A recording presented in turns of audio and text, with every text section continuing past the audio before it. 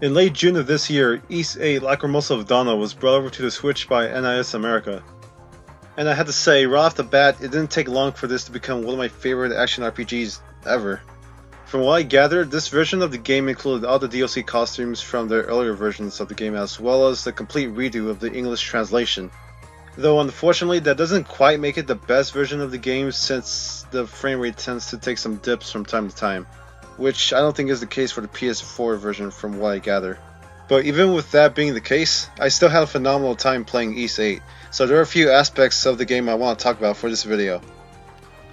First thing I want to mention is that this is not the first East game I played.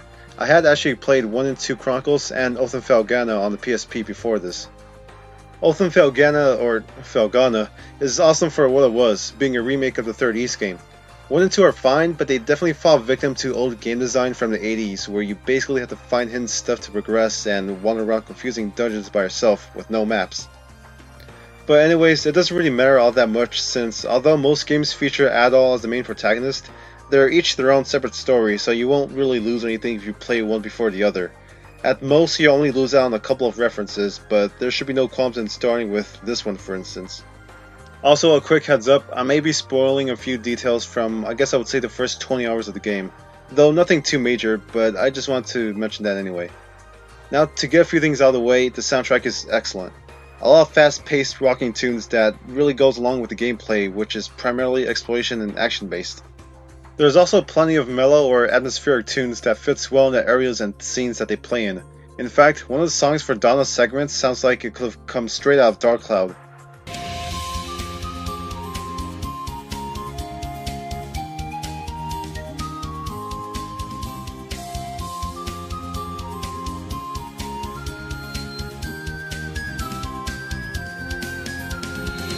Or maybe that's just me really wanting a new Dark Cloud. Coming back to the gameplay real quick, I just love how you're able to customize the button layout for pretty much every action, menu stuff included. So if you're not too keen on the default setup, maybe you can have it play a little more something like Kingdom Hearts or Dark Cloud. Man, what the hell are those niggas doing over there? Yokai Watch? That customization also extends to a bunch of different skills that you can obtain as the game goes along, as well as costumes, like I mentioned earlier. Though I have to say, in my opinion, the Hug dolls are kinda stupid. I equipped the Fino one to Adol one time for a cutscene and I just couldn't take it seriously. The reference is cool and all, but I can really just go without it. Especially Dark Fact. This is the last nigga I want to see attached to my arm. Anyways, between exploration and side quests, there's definitely no shortage of content when it comes to this game. But it wasn't just that piqued my interest, there's also the matter of the characters themselves. The party members that accompany Adol this time around actually had more depth than I expected going in. I want to start with Laxia, who I honestly was not expecting anything to come out of her. Obviously, as you can tell from her garb, she comes from a family of nobility, the House of Roswell. When you first encounter Laxia on the island, she's already pretty hostile towards Adol, and that's not just because of anime tropes. No, rather, the reason she gives Adol the cold shoulder is because, you remind me of my daddy. Why the fuck would they do that? Effectively establishing that she's gonna be a tsundere, that stupid word. And that's basically the best way to describe her at this point. Throughout the early parts of the game, she's quite conceited and stuck up, as these kind of characters tend to be. But I do sort of like how she kind of tends to get flustered in certain moments. But after spending much time on the island and interacting with the castaways and whatnot, she begins to realize that her status as a nobility really doesn't mean anything in the grand scheme of things. And that everyone is stuck on the island together and needs to get along and cooperate if they're going to survive. There's that point and a scene where she confesses to Adol what was going on with her past, and why she acts the way she does.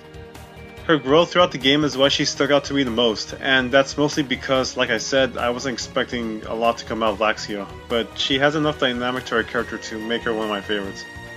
One thing I thought was really dumb, however, is that there are dinosaurs on this island. Laxia is the only one who can identify them, but she doesn't tell anyone jack. And when this was brought to light, the fact that she wouldn't tell anyone anything, she was just all, oh, my dad studied dinosaurs, and I don't like my dad. Yeah, nice going there, fruithead. Though one of the characters that often get Laxia flustered is Hummel.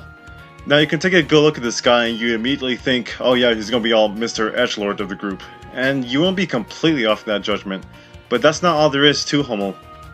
He's actually kind of a big softy, which is a trait that he's not really afraid to show off from time to time.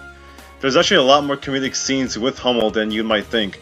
Actually, sometimes I'm not even sure if he's trying to be funny or if he takes things too seriously that's meant to come off as funny. It's probably the latter now that I actually say it, but whatever. In fact, at a later point in the game, without going to spoilers, he has to give a key item to someone, and the way he handled that situation was... you don't know what to make of it because it was just so freaking stupid. I'll just say that some of his interactions are best to see for yourself. And that's not even mentioning the fact that his weapon is a freaking rifle with a bayonet attached to it. Bear in mind that the E-series takes place in a medieval setting. And then again, it is fantasy. I also like that in times where Hummel joins you, he's so overleveled that it puts the rest of your party to shame. Let's go over Ricotta real quick, who despite being really young, is pretty alright character and a viable fighter. Never mind that she's only 12. Never mind that she was basically raised by some of the creatures of the island. Never mind she's been living on her own for who knows how long because her dad went missing. Never mind her house is at the Never mind her house is at the side of a treacherous mountain that's literally inhabited by dinosaurs. Okay, Ricotta's existence makes zero sense to me since I have no idea how the hell she's managed to stay alive for this long. Apparently, despite her extreme living conditions, she's been able to study a lot of the books that's washed ashore and from that knows a lot of things. Okay, I really don't feel like going to the nitty gritty of things. If I want to analyze something, I just look at my pretty seahorse again. All the rest I can say is that she's not annoying and she's way more of a capable fighter than you might think. I just don't know how she's living. And then we have Donna Inclusia, who I can't really say a whole lot since she's pretty critical to the game's story. Though I just find it a little annoying how she's the secondary protagonist, yet we don't get to fully see her till like 13 hours in. It kinda reminded me of Fire Emblem Radiant Dawn, how we don't get to see Ike or the Grail Mercenaries till around the 15-hour mark.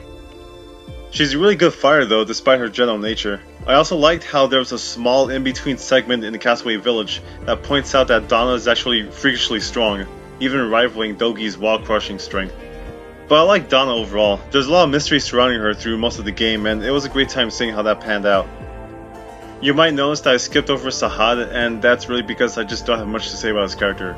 He's the friendly, jolly, older guy at the party, and not much I can add beyond that, to be quite honest. He's not a bad character, but he's usually the one I'd be least likely to use. And that's about as much as I want to say regarding Ys VIII. Despite having a big emphasis on exploration, it's actually not too long of a game. Pacing in the beginning could be a little better, but it's undoubtedly one of my favorites despite that. I definitely hope future Ys games follow a model similar to this.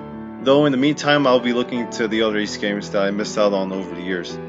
But if I can add one last thing before I close this, the raid battles were freaking annoying and the hunt segment was so useless I don't even get what that was even a thing. Thanks for watching.